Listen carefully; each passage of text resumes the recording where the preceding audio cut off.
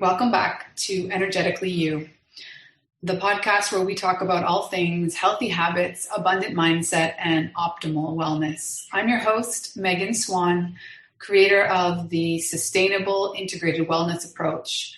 At 30, I sold everything and went on my own Eat, Pray, Love journey. Now at 41, I'm still on my first stop here in Mexico, loving life and feeling more energetic than ever before.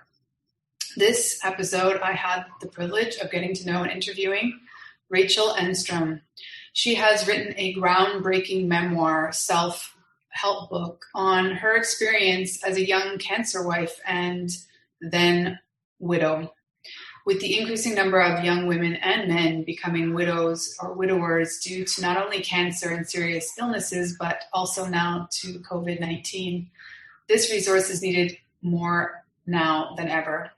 Rachel shares her journey in a raw and honest way, while also providing step-by-step resources to help you navigate your own journey.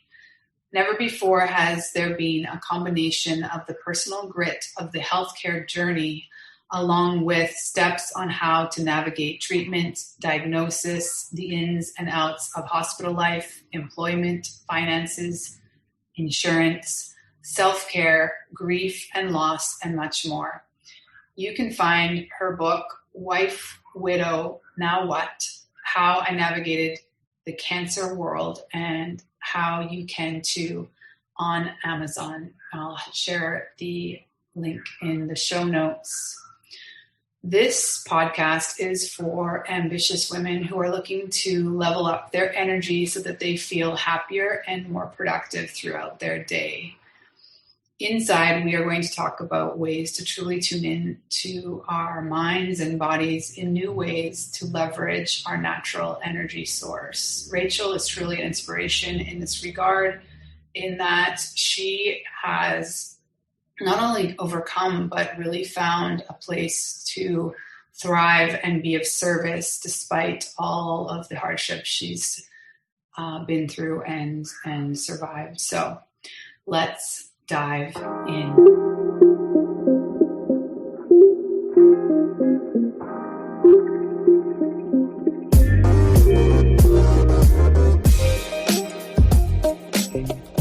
Hello and welcome back to Energetically You. Today I have the honor of interviewing, but really just getting to know Rachel Engstrom. She is a mental health professional, and I think I'll let her describe how she wants to introduce herself and her story, because it is very interesting and compelling, and there's so much to learn, and I can't wait to hear her take on several things. So let's get started, Rachel. How are you today, first of all?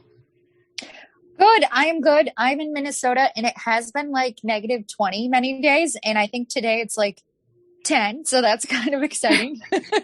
So it's warming up, air quotes. It's warming up. Yeah. I won't tell you about the temperature where I am then. So you contacted me, and I was so honored really to be in your loop of potential podcasts. And I generally focus on energy. And so I remember I said to you that, I would be really interested to hear your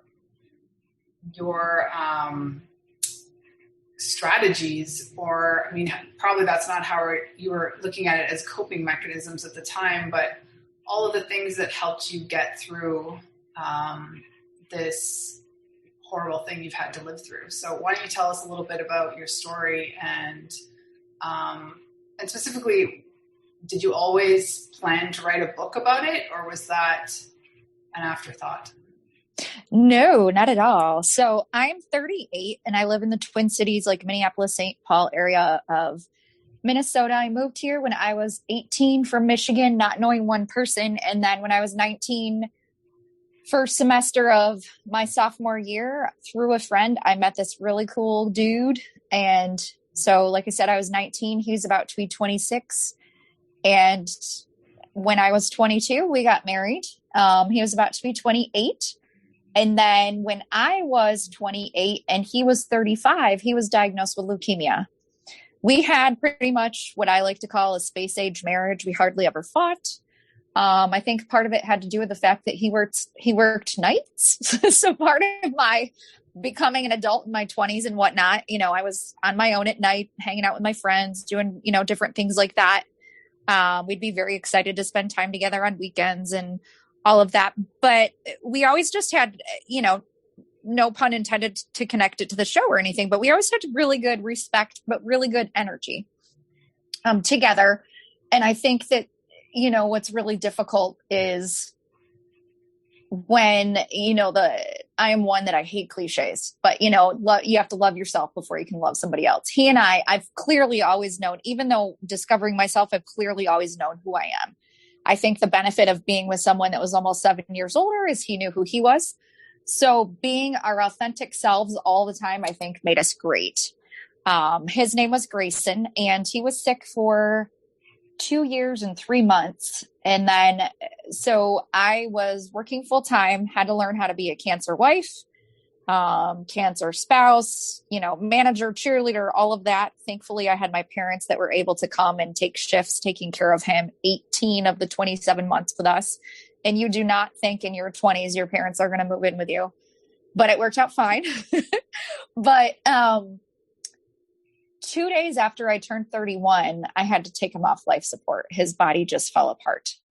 And within all of that, I had to become like what I call in my book, Rachel 2.0. So about a year after he died, I discovered, why don't I write this all down on paper? It's really, really hard, really, really isolating, very down and depressing to be 28 and a cancer wife and not know anybody going through it. And then 31 and a widow, and you don't know anyone your age going through it. What's super hard in the social media world we live in are everyone posts what's pretty in their lives, the marriage, the kids, all these things, hand in hand with all of the cancer stuff he was going through.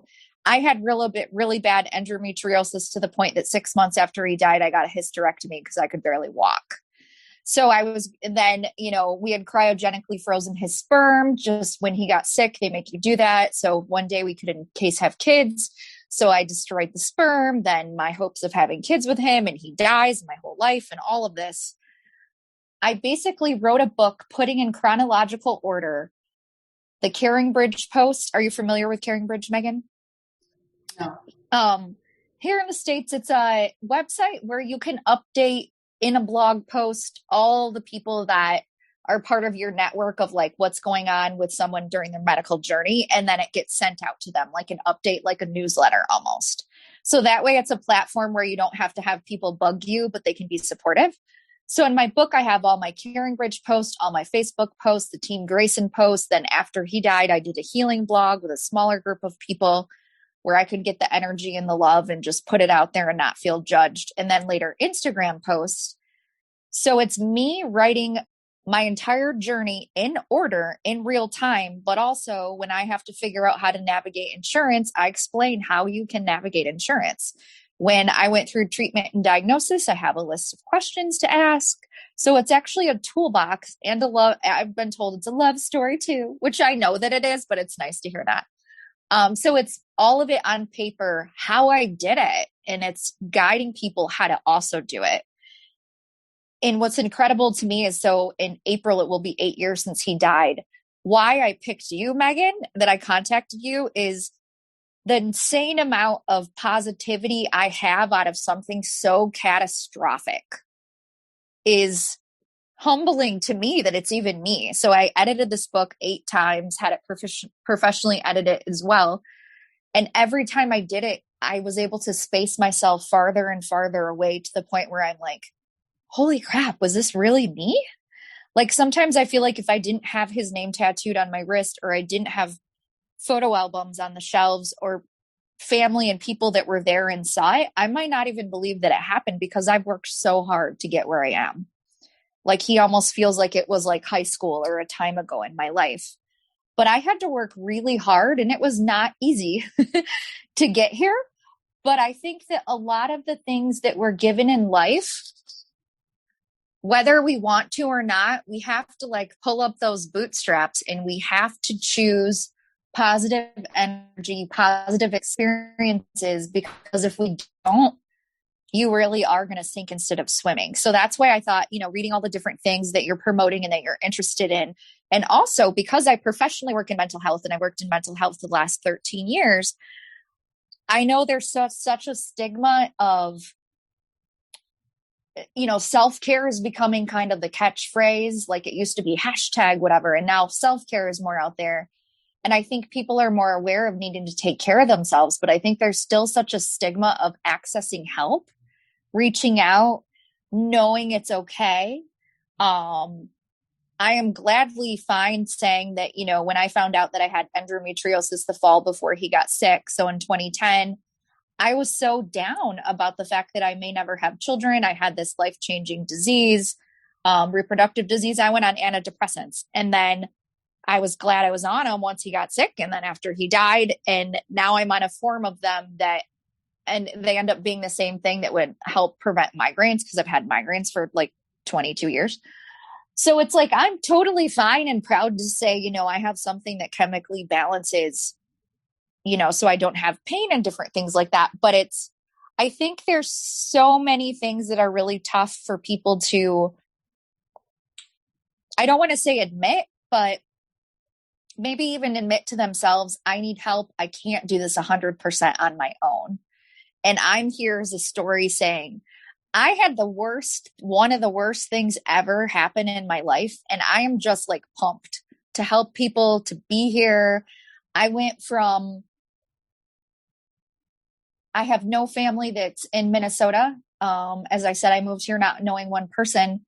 I created this family with this person, and then he died. And I planned this whole life with this person, and he's gone.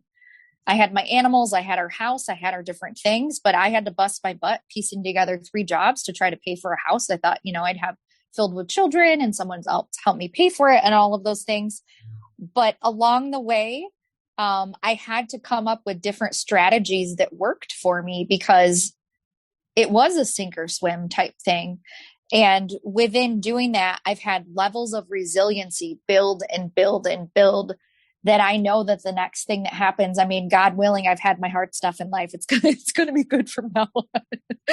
But, I started a new job in the fall of 2015, kind of had big life-changing things happen. I've read about your diet and different things that you've done, Megan, for your wellness. And all of a sudden, I had antibiotics for a dental surgery. It ripped up my GI tract, and I have lymphocytic colitis and IBS. So now I have a very strict diet. I can't do all the forms of exercise I want, but it's like, you know what? I'm just going to learn how to be, now I'm an amazing cook, and I do, have a treadmill. And I think we really just have to take life and, how, jokingly how someone will like grab your shirt and kind of shake you like, are you serious? We have the ability to do that with our lives to some extent, and decide how we're going to reboot, how we're going to use our energy, how we're going to use our positivity, and taking those little steps every day to work towards what we want. And of course, there are going to be forces in our lives that block, lots of things that we want to do. But I think that we are able to do much more than we ever imagined when we work towards that with positivity. And I have my story here to help other people feel less alone and know that really is possible.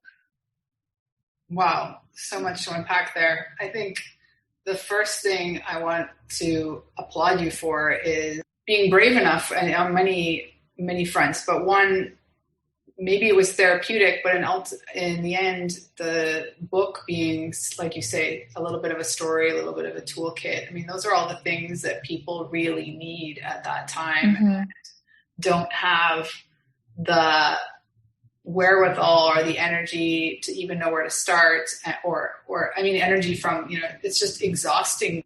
That stress, that sad, that trying to be everything to this person and also take care of yourself on some level. And I don't know, probably trying to show up to work in some form. I mean, it's so overwhelming. So that is this amazing thing that you've done to be of service to other people, maybe not always women, but people in that situation. Mm-hmm. And have a lot of your readers reached out to you? I imagine it's like a very personable, they know you. I published in September and it's not hit the boom I'd like yet. And for me, I want to get it in everyone's hands so they feel less alone. And it's not, I mean, when I wrote it, I specifically wrote it for spouses and significant others. And I knew that it would be entertaining to anyone because I'm like a weird, silly Muppet. I do all these, I'm just like, all these things. I've had just shenanigans of things that have happened that are crazy throughout the journey that I write about that I'm like, are you kidding me? It's not raining cats and dogs, it's buffalo and dinosaurs. Really, can so much more happen to this girl? And she keeps going. But it's something I think is really applicable to anyone that's, say you have a neighbor and you're friends with that neighbor and their husband has, all of a sudden they get diagnosed with cancer, or it's the wife and the husband gets diagnosed, or whoever it is, spouse, significant other, brother, aunt, cousin. This will give you an insight into what they're actually going through. And a big thing that I like to promote is I have in there, when people want to help, the jobs and different things to give them, things that you tangibly need. That when you're in it, you're just, the number one thing is you don't want your person to die. So you take care of the medical stuff. Then you take care of, can I work, or running around and work and balancing it. So I talk about all of that. Then I have, finances, how to budget, how to do those things, how to, you might need to revamp those logistical things in your life. But I really feel like this is applicable to anyone to just pick up and read it. Besides it being my own book, of course, it is very entertaining. It's a tearjerker in parts, but it's, I feel right now, especially with COVID, there are so many new, all ages, but especially young people that are widows and widowers that never thought that they would be, that are experiencing this, or people that want to know how to support them. And this is something that can be extremely valuable and priceless to be able to say, okay, this is what they're going through. One of the toughest things is when I was a widow, people were like, oh, I know how you feel. And it's like, no, you don't. And this gives you an insight as to things that you can do to help, things you might want to say or not to say. I have how to process like the anniversaries and the different things as they come, all of it, what it's really like. But I wrote this, it was cathartic for me to write, and it was very, very painful to write as well. But I wrote this for other people because there was nothing like this. This is the first time ever there's been the merge of a memoir and resources on how I did it and how I think other people can do it as well, because it's just listed, bam, bam, bam. This is how you can get through it. So. Well, can you tell us a little bit about your current work? Because I'm sure that's part of the reason that you foresaw the need for this kind of specific information in terms of how to address insurance companies or, Yeah. And I was able to spell it all out as if I was saying it on a phone call. So I work for a health insurance company connecting people to, like, if they need medication management with their psychiatrist, or the bulk of what I do is get people connected to counseling. And what's tough is there's such a stigma associated. Well, if I go to counseling, I'm weak, or, things like that. What I'm really proud of societally, I guess you could say proud, is more and more men are calling in for counseling themselves. I've been doing this 5.5 years. And when I started, it was more parents calling in for their adult children, which still happens sometimes, but it's, the wife calling in for their husband. Oh, they'd never call in. There are a lot of people that call in now for themselves, men, and different things like that. And I really feel like with COVID, people are hitting a wall and realizing all the people that I had supportive, whether it was, I went to the gym after work, or, say you were an introvert and you didn't really talk to people at work or as a situation. We'll use that as one little nugget. If you went to the gym, at least you felt the energy. You were around those people. You may go to the bar, have a drink, whatever that is. You're not having that. You have the TV, Zoom, maybe Zoom burnout, depending on what work you have. And then you're just, if you're like those of us who have, homeschooling and different things going on, or, all those things, like you were talking about that earlier yourself, Megan, you are kind of in a little bit of a pressure cooker to figure things out and, talking with people, and I can hear kids running around in the background, and the parents themselves that are calling are like, oh, and I think this is a new thing that people are realizing how much they need help. And I can say, someone that lost my person, losing someone you love is just the worst thing in the whole world. But I'm extremely grateful that I was with him. I was able to be with him. I saw in a sensical way, biologically, his body just gave out. So he had tons of chemo, then got better for a year and a half, and then relapsed, and then had a bone marrow transplant. And the preparation of the radiation and chemo just hurt his organs too much, and things just started falling apart. Whereas during COVID, people have just, very quickly, my own brother, who's 14 years older than me, he is, hours and hours away in another state, and he was in the ICU and almost died. And that was the first time I was able to have the feeling of, oh my gosh, this is probably what my siblings felt like when I was going through all this stuff with my late husband. But I think we're in a time now where so many people are so isolated, and they're not given the opportunity to be with who they love and, have that time, have those rites of passage and those different things. And now more than ever, we're just go, go, go. And as awful as I know death is, I feel some sort of a comfort in knowing that, and I don't know if it's because I was a widow when I went through all this, but I feel some sort of comfort in that this is the first time ever where I feel like the world is on a level playing field, if that makes sense. Of course, horrifically, so many people have been sick and so many people have died, but like, we've all had to do the sanitizing and the masks and all those things. This is something that's really brought people together, for better or worse. And unfortunately, what happens with cancer and things like that, and I'm in no way brushing off COVID. It's horrific, and so many people are ill. But connecting it to my book is, this is a story of how bad it was, how I chose to make it, not always on the easiest days, better. But I think that, if people are given the knowledge and the adequate tools and different things like that, and access those resources, things can get a little bit better. Maybe they're not perfect, but they can get better.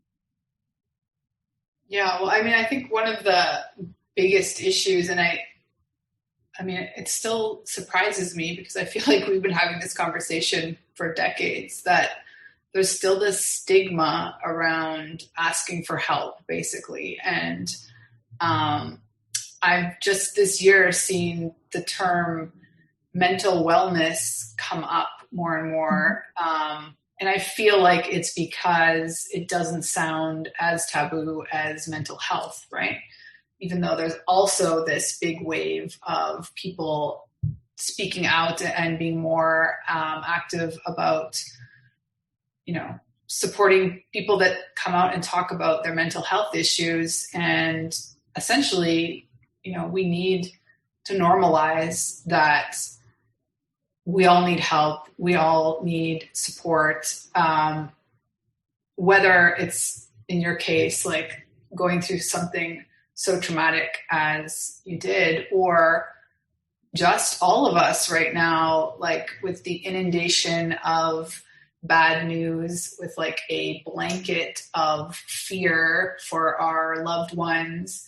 And then, the horrific idea that there's these people dying that can't really say goodbye to their loved ones. And there's just like so many layers of mini trauma, if you will, going on. And I feel like,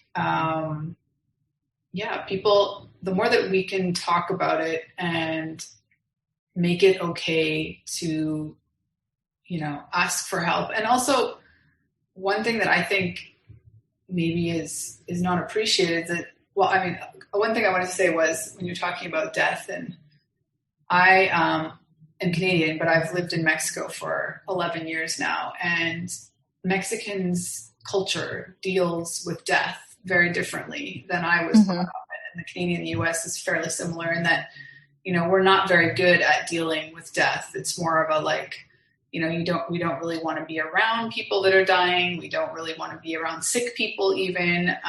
There's a discomfort in the ceremony. I mean, it's just like, it's an obligation to go to those services, not like here in Mexico, families get together for even up to a week, certainly for days, and they are surrounding the dead body and, basically spending time together and with the person who's passed.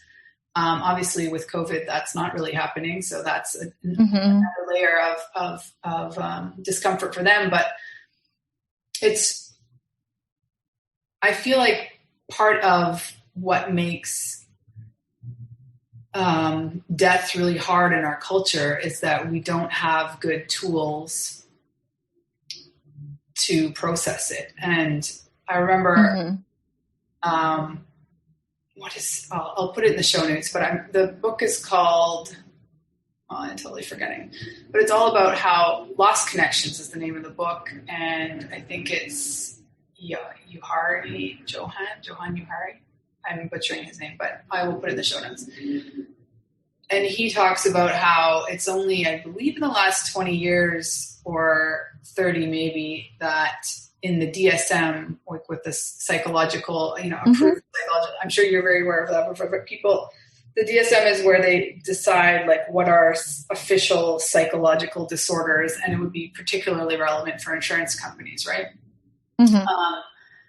That more and more they're prescribing antidepressants for people that are basically mourning someone's death. Like they give them zero time to try and process it on their own.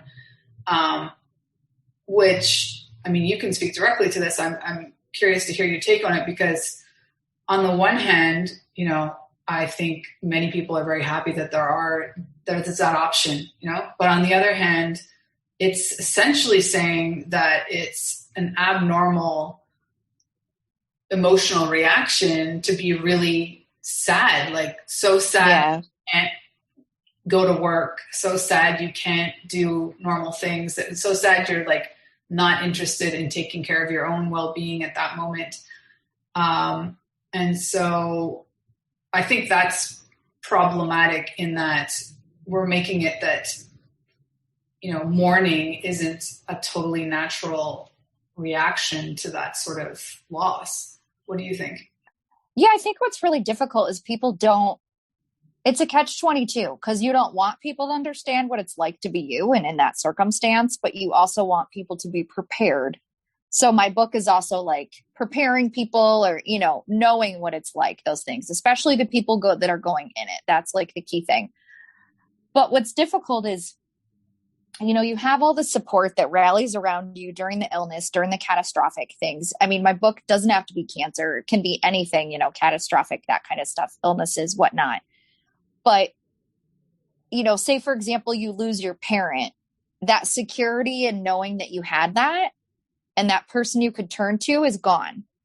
For me, it was my entire plans that I had, even if I hadn't planned them out loud with this person. You think you're going to have all this time. So I think what's really tough is, for a lot of people, they think there is a time for the people that are not the ones grieving themselves. They think there is more of a timeline. I have a friend that their spouse died shortly before mine did, and it's been almost 8 years. And to me, I feel like they're still kind of a little bit stuck. And that's my own judgment and perception, more just because I'm like, I really want you to be happy and I want you to be like, in a better place.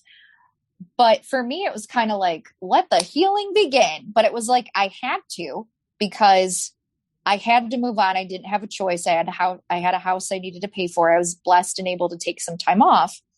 But I think that people don't really understand, you're not going to be at, like what you're saying, you're not going to be able to focus on what you're needing to do at work. You're not going to be able to be doing things at the same pace that you were when you have this kind of catastrophic loss.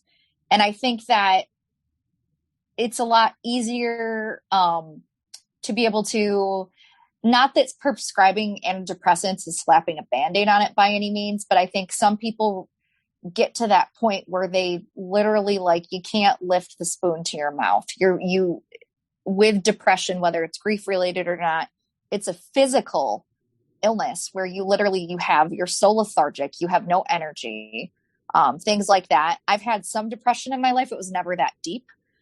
With being a widow, my biggest thing was I was just exhausted because I'd been running, work, hospital, all those things. And I read about it in the book, one of my sisters came to visit 2 or 3 months after he had died. And they were like, oh my gosh, you look like a totally different person. You look so refreshed, because I just slept like so much and napped so much.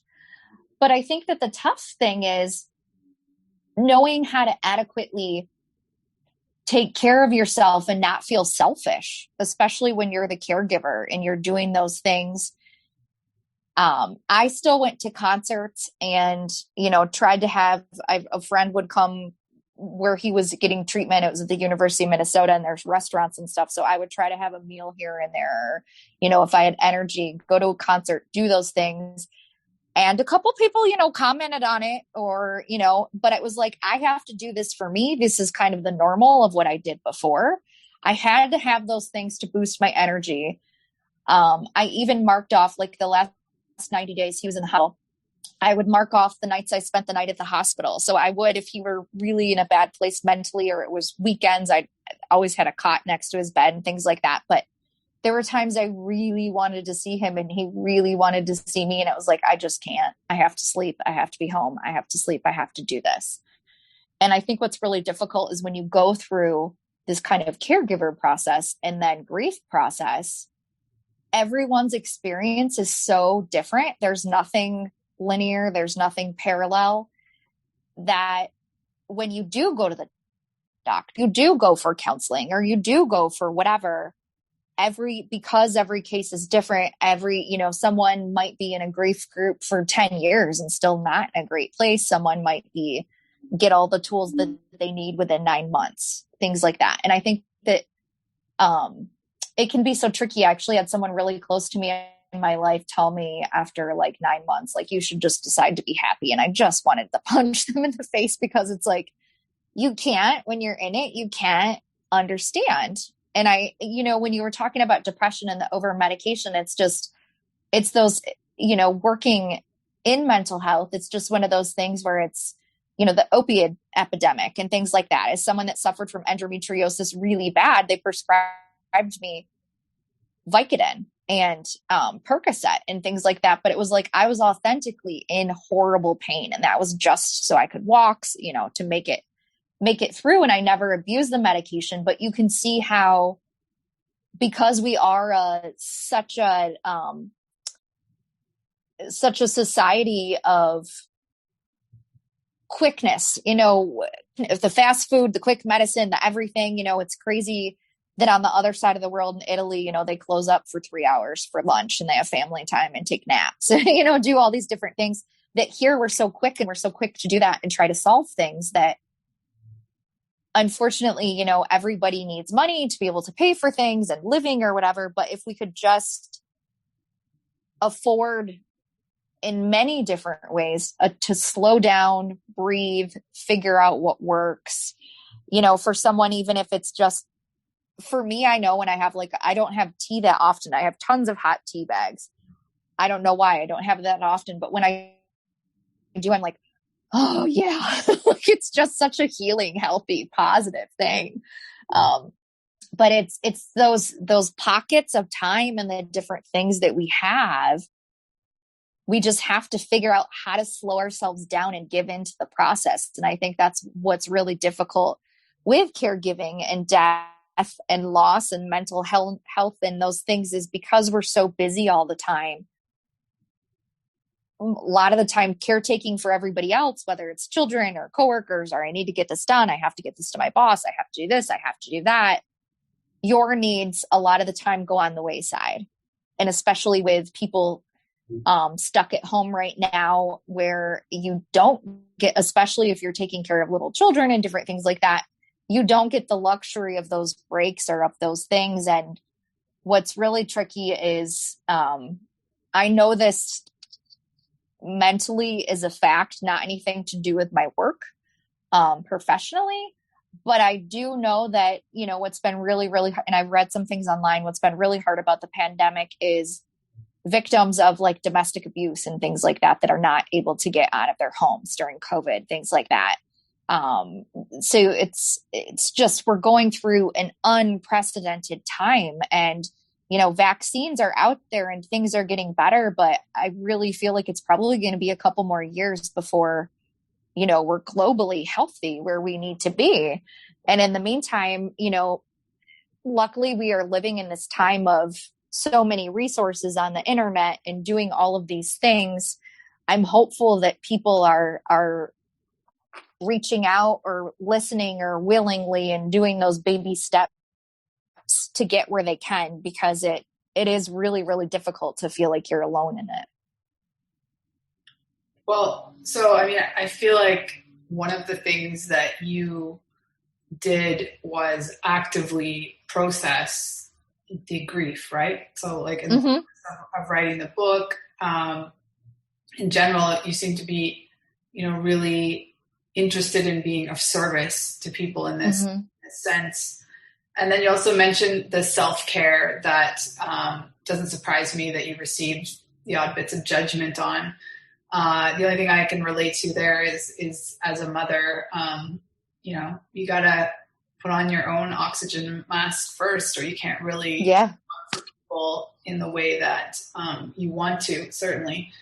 And at the end of the day, it's just not sustainable if you're not taking care of yourself. So can you give us a couple other tips for people that are listening that are, basically caregiving or trying to hold space for people that are going through something really horrible and they just really can't relate directly with what it is, but they do want to be there for them?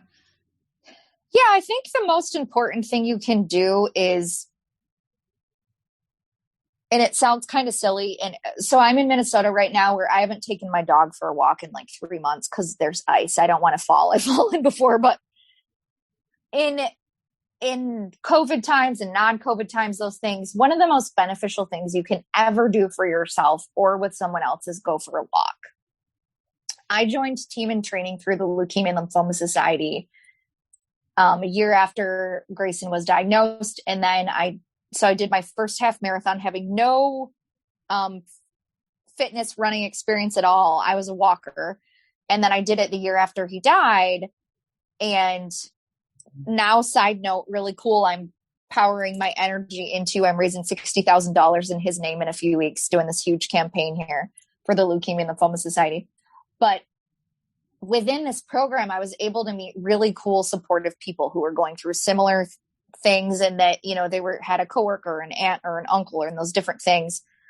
We live in a time of such awesomeness of that there are caregiver groups, different things like that. I belong to, for a couple other things that are going on in my life right now, different little groups that are locked private groups on Facebook or whatnot. But you can, like meetup.com, you can, even in times of COVID, walking groups, yoga groups, all those types of things. I think the most important thing that you can do, especially with someone that's going through a tough time, is like, I posted that I ponied up and it was not easy to ask for help, but I posted online one day, like, I'm having such a hard time. Someone help me. And someone from team in training through the Leukemia and Lymphoma Society came and took me for a walk. Yes. Like a dog. I left my dog inside because she pulls, and they were like, Rachel, come on, you have to come outside, put on your shoes. The biggest gift you can give someone is to sit, have that cup of tea, cup of coffee, even if you have to do it. A couple of these ladies that are in my life still from this program, we walk when we can in the current weather, but like even in this summer, we would sit 6 feet apart, everybody bring a chair, and we, swap turns in each other's driveway. But I think the biggest thing you can do is sit and listen. Just listen. I think that's one of the biggest gifts we can give people, is to just sincerely listen. Be a distraction, do what you can Um, whether it's, telling corny jokes, I'm a master of corny jokes, different things like that. Right now I am partnering in, volunteering with a local men's organization that I was thinking of how to phrase it. So it's a caregiver organization for men who are taking care of their wives with catastrophic illnesses, some cancer, some different things like that. And I joined it and said, hey, I wrote this book and da da da da. And one of the things I decided to come up with, we've done it for 2 months now, is I do a trivia night. So it's a nice distraction for an hour of, random stuff that makes us laugh. I think when someone's going through a really hard experience, one of the most powerful things you can do is A, listen, and B, add humor, because that is just underrated. I think that, working in mental health and different things like that, any sort of, and I know medical people do this as well, and I'm sure tons of other professions, but when you work in something so tough, you have to have a sense of humor. But I think providing that open space for someone and letting them know you're there. One of the things that I do now for people in my life that are going through tough times, and they are reciprocal for me as well, is I have some alarm set on my phone, check in with so-and-so every Tuesday and Saturday or whatever that is, just shoot them a text. I think that people really want to know that you care, especially in a time of COVID and all these things right now. It's very easy to feel isolated when you are on your journey of caregiving or grief or depression or anxiety or what that is. You really just want to know somebody gives a crap. I mean, for lack of better words, you just really want to know someone cares. And when you get that little, whether it's one of those little gift pictures of, I send things of like, there's this one I love of this old lady just breaking it down in a kitchen and she's dancing, and it always never fails to make people laugh. But I think the biggest gift we can do are those simple things that are free, be there, listen, crack a joke. Those types of things never get old. They're never unwanted. And if people truly don't want what you're offering, they'll say, I'm having a bad day, leave me alone. Then check in them 2 days, those types of things. But it's just powerful to know that people care. And I had to learn the hard way to ask for help. And those are the things, some of the things I talk about in the book are how to take care of yourself, and how to ask for help, but not feel like being a burden, because it's more than likely at some point within your life, if these are, core relationships and people in your life, you will be doing the same thing for them as well in different ways and different things, within the life cycle and these relationships that we have. Unfortunately, cancer and illnesses and things aren't going to stop. So, pay it forward, do those things. And, those people that are really close in your life, you probably know they would be doing the same thing for me as well. So I'm going to ask this. I'm going to ask them to go to Target. I'm going to ask them to send me this puzzle on Amazon because, if they want to know what you like or, those things, just let them know, just let them help, because I have someone really close to me in my life right now that's actually a new person in my life. I connected with her after my book came out. She was a caregiver for her husband for the same kind of leukemia my husband had. She was caring for her husband in their 20s for 2 years. And then she got the exact same kind of leukemia. And 4 months after she was diagnosed, he died. So now she's in Canada, away from her family, who's in the US during COVID by herself, taking herself to treatments, doing all these things. And I'm like, you know what? I really like puzzles, and puzzles are making myself happy. I'm going to send her a bunch of puzzles. So it's just doing those little things where you think, if I were in this, what would I want? If I were doing this, what would I want? And she and I have been able to craft this amazing reciprocal friendship of these things that I think something that we have to learn the hard way is when you put yourself out there, the energy and the positivity is you don't do things because you want something back. But what's really cool is it does boomerang. Lots of times it does boomerang, whether it's that coworker, they need a question and you reach out and help them. When you have a question, they'll more than likely, reach out and help you. But to be able to have that positiveness and, feel that way and know that, and that things are possible, now more than ever is so powerful. And it makes me smile. It makes me laugh because amongst all the rubble of the tough stuff in this life, there's so much that's good. Well, I think that's the absolute perfect place to end this conversation. You gave us so many amazing tidbits, ideas, and really it's all about the energy. You have the intention to help and to just go with your instincts. And if you really are unsure, that those people are, happy to tell you how you can help them. And it's usually not expensive, right?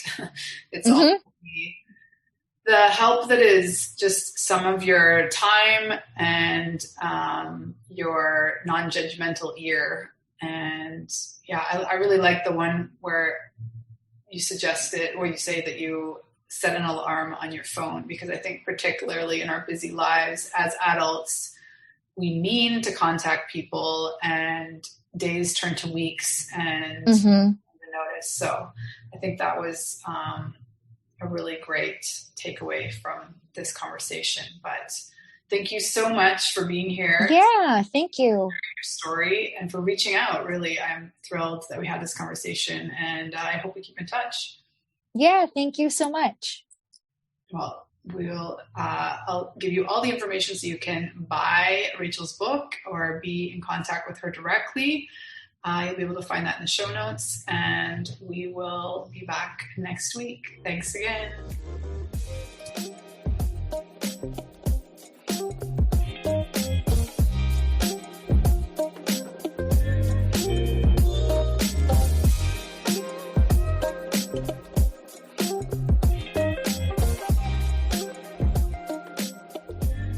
Thank you so much for listening to Energetically You. I hope that this episode has helped you to tune into your natural energy sources so that you feel more energized and focused throughout your day. If you enjoyed the episode, please take a second to rate and review. Each review helps us to help more ambitious women just like you accomplish their goals. Don't forget to take a screenshot, share it on social, or in your Instagram stories, and tag me at Megan Swan Wellness. See you soon.